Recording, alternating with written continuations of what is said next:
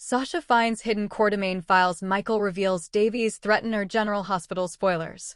Sasha Gilmore hadn't meant to get involved. She had promised herself peace. After years of trauma, from fake parentage to losing Liam, to battling addiction and grief, Sasha had fought hard to rebuild her life. Working at Deception again gave her a sense of purpose, and even though she was still healing, Port Charles felt like home. Safe.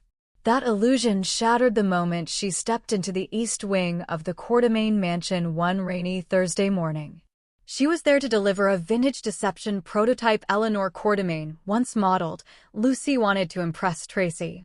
Sasha, thinking nothing of it, wandered past the library and heard something strange.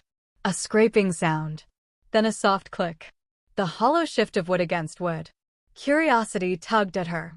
She pushed open a panel along the wall, thinking it was just decorative, and to her surprise, it opened to a narrow passageway.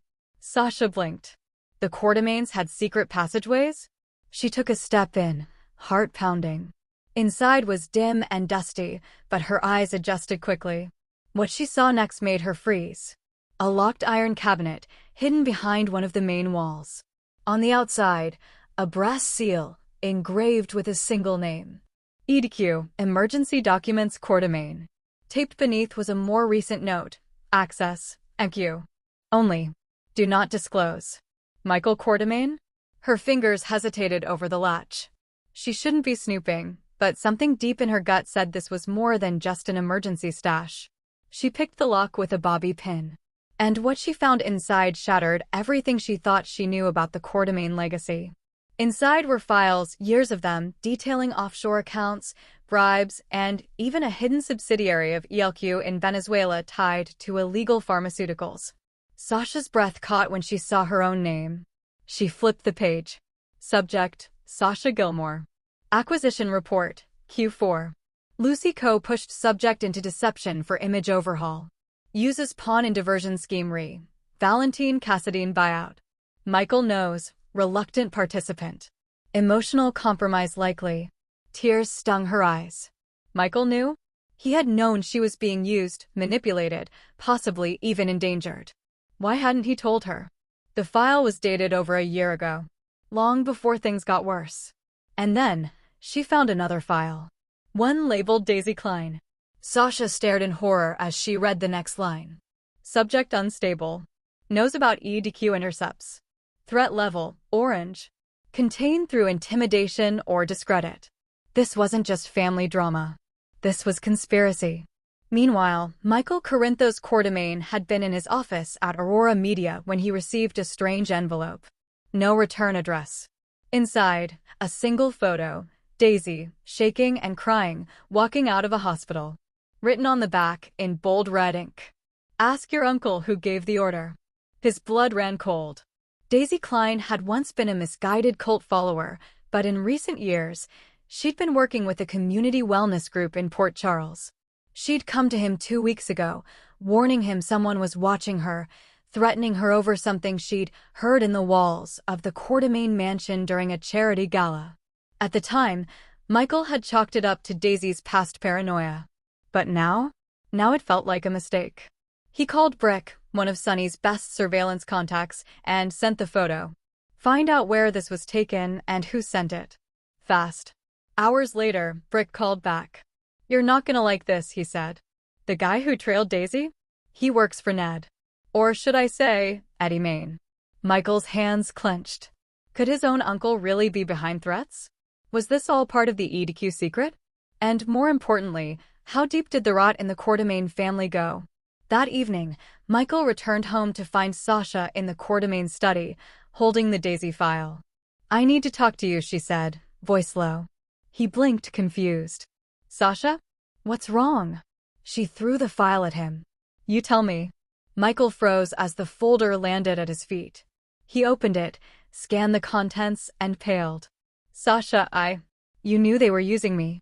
You knew ELQ, your family, was using me as a pawn in their corporate games. And you said nothing. His face collapsed in guilt. I didn't know it was this bad, he murmured. I suspected. But when I confronted Tracy about the offshore accounts, she shut me out. She said it was above my clearance level. I didn't know they were tracking you or Daisy. And the threats? Michael, someone tried to silence Daisy. I know, he said, his voice hardening. I think it was Eddie. I think he knows something about EDQ that he doesn't want getting out. But we need proof. Sasha folded her arms. Then let's get it. They found Daisy at a motel outside of town. She had checked in under a fake name, scared and alone. Her hands trembled when Sasha knocked on the door. Oh my God, Daisy whispered. They followed me.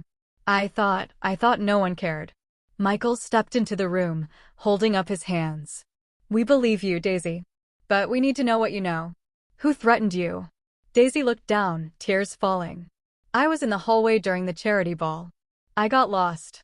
I heard Monica talking to Ned. They mentioned a cover-up. Something about a formula they buried when Alan died. It had addictive side effects, some drug they'd tried to repurpose for pain management. But they kept it off the books. Alan wanted to shut it down, but someone reactivated the patent through EDQ. She pulled out a flash drive. I recorded the conversation. I thought maybe I could make it right. Michael took it carefully. I'll get this to Spinelli. He can clean up the audio and trace who pushed it through. But just then, a shot rang out. Glass shattered. Daisy collapsed. Blood pooled on the motel floor. The shooter had escaped through the alley. Police arrived within minutes, but the damage was done. Daisy was in critical condition. At GH, Sasha sat beside her hospital bed, trembling. She tried to do the right thing, she whispered to Jordan. She tried to warn people, and they silenced her. Jordan nodded grimly. We found a case. Michael stood behind the two women, jaw clenched. That means they're scared. Daisy had something real. Later, in the shadows of the parking garage, Michael met with Sonny. I need your help, he said. I know you're out of the business, but this isn't just about business. This is family. And someone in our family is willing to kill to protect their secrets. Sonny's eyes narrowed. Then we make sure they know who they're dealing with. Spinelli decoded the flash drive within hours. The audio was grainy, but unmistakable. Monica, we buried that formula for a reason, Ned. You know what it did to those kids in the trial. Ned, it's not Ned. It's Eddie now. And I don't care. That formula is the cornerstone of our revival plan. We spin it as a pain management breakthrough. Keep the testing offshore. Monica, what about Sasha? What about Daisy? Eddie, collateral damage. Michael stared at the screen in stunned silence. He turned to Sasha. He admitted it. He called them collateral damage. Sasha's eyes burned. Then let's show the world what kind of family the Quartermaines really are. Michael held a press conference the next day. Flanked by Sasha and Spinelli, he took the podium outside GH. I've always taken pride in being a Quartermaine, he began, voice steady. But some legacies are built on silence, corruption, and exploitation. I will not be silent anymore. He played the audio for the press. Gasps echoed through the crowd. In the mansion, Tracy screamed at Eddie. You absolute fool. You couldn't just let it stay buried? Eddie shrugged. They would have found it eventually. Back at the press conference, Michael continued. I will be stepping down from ELQ effective immediately and pressing for a full investigation into the use of pharmaceutical patents under the EDQ label. That night, Daisy woke up. Her first words? You did it. Sasha smiled, crying. We did. Tracy was subpoenaed. Eddie fled town, with the FBI hot on his trail. Spinelli traced offshore accounts connected to other corporations, including some that led back to familiar enemies in Port Charles. Michael formed a nonprofit in Daisy's name, dedicated to protecting whistleblowers and exposing corporate abuse. And Sasha? She walked away from deception for good.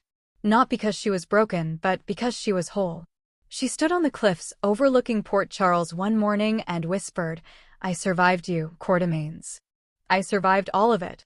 And somewhere, far away, a storm began to rise again. Because in Port Charles, no secret stays buried forever.